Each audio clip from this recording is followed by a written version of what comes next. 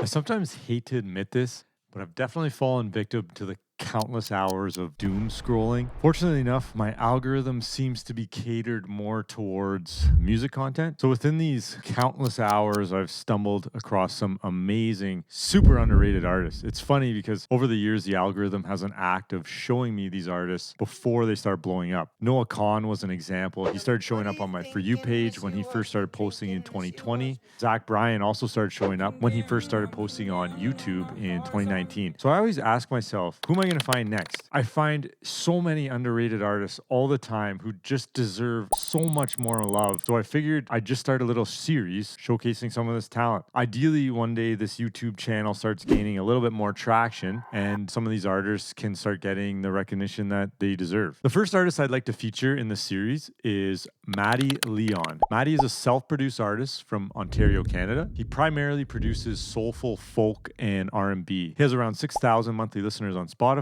When he performs live, he's joined on stage with his bandmates Nelson Sobral, I hope I'm pronouncing that right, and his brother Mike Leon. Mattie first caught my eye when his song Michigan showed up during one of my doom scrolling sessions. You say that you can barely sleep until you wear your body down with whatever's left around, but now you're barely making sound. His song just fed that dopamine rush that we all crave when we're scrolling. It was so good, I just had to leave a comment and let him know, to which he was very appreciative. I think the thing that caught my eye the most about Mattie was his unique voice. It has a very smooth and rich quality that feels comforting and sincere. We don't leave, we're gonna die here someday. His tone carries a very warm, soothing, slightly mellow quality, almost like he's sharing a personal story directly with the listener, creating a sense of connection. I think it also caught my eye because of the lyrics that followed up with a super emotional sounding melody. In his lyrics, he's talking about Michigan, but the issues he's talking about are mostly universal issues that everyone can relate to and that I could relate to myself. The song seems to capture themes of financial hardship, deteriorating health, and frustration with societal neglect. I absolutely love how he ends it with, "I'll grab the keys, pick you up, drive until I find a better life for us." I'll grab the keys, pick you up, drive until I find a better life for us. This bittersweet ending gives the listener a glimmer of hope, suggesting they have a plan to break free and not to let their lives be defined by the despair that surrounds them. Extremely powerful words. The second I heard his voice, the melody, and the lyrics, I knew this wasn't Mattie's first rodeo. It's truly one of those songs you wish you wrote yourself. On the content side of things, Mattie's videos consist of lots of storytelling, how songs came to be, things he's learned, his production process, performance videos, a little bit of everything. He is probably one of the most consistent posting creators I've seen on TikTok in a while, but for some reason, his account just doesn't seem to be popping off as much as I thought it would. He has a bit more of a following on Facebook and Instagram though. So I'd imagine someday TikTok is going to come to its senses and start pushing more of Mattie's content out because he 1000% deserves it. In the meantime, here's some songs you should check out by him, and you should definitely add them to your playlist.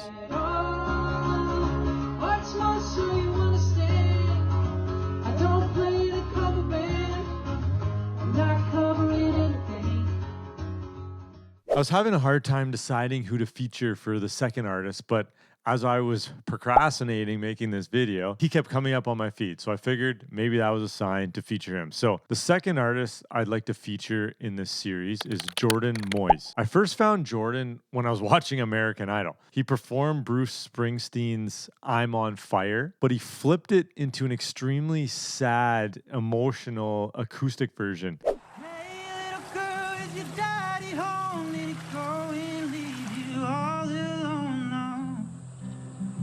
I got a bad desire.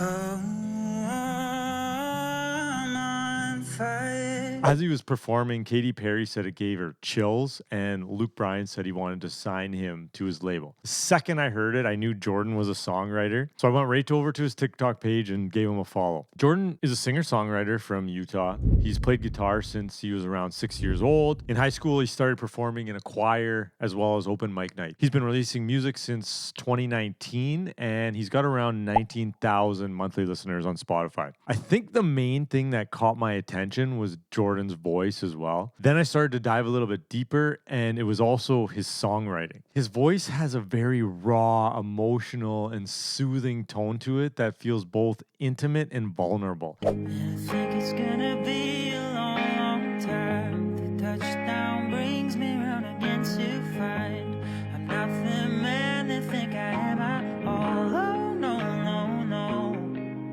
I'm a rocket man.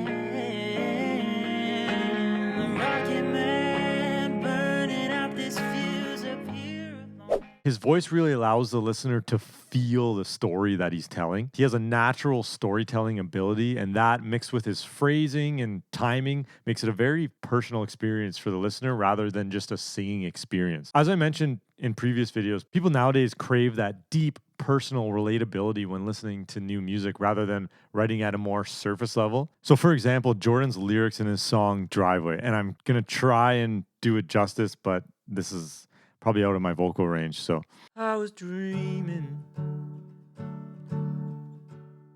waiting there inside of the car while everybody was sleeping.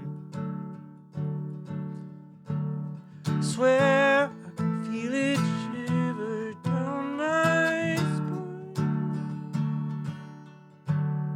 Why would I just give it away when I know I can keep it? It's been a while.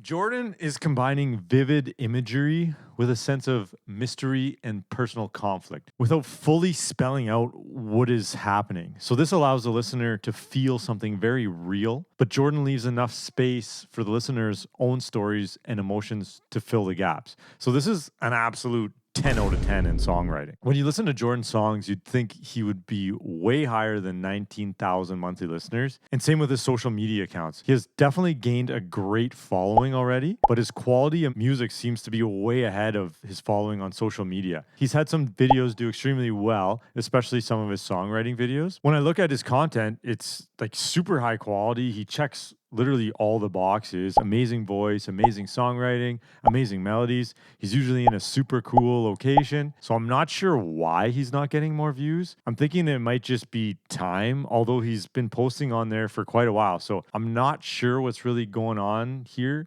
TikTok needs to up their game. I'd imagine one day soon the right song will come around with the perfect melody that resonates with the rest of the doom scrollers, and I feel like his account will start to blow up even more. But until then, check out some of these amazing tracks by Jordan and add them to your playlist. And if we built a home, I would find you an architect. Plan the day, walk the town, and I would still feel alone. So that's it for episode 1 of showcasing artists I believe deserve way more love. Mattie and Jordan both deserve to have 1 million plus monthly listeners. If there's any artists you'd like to see me feature in the future, let me know in the comments. Ideally, they have less than 50,000 monthly listeners, but if I think they deserve more recognition, I will feature them on this channel. So thank you so much for watching. Until next time.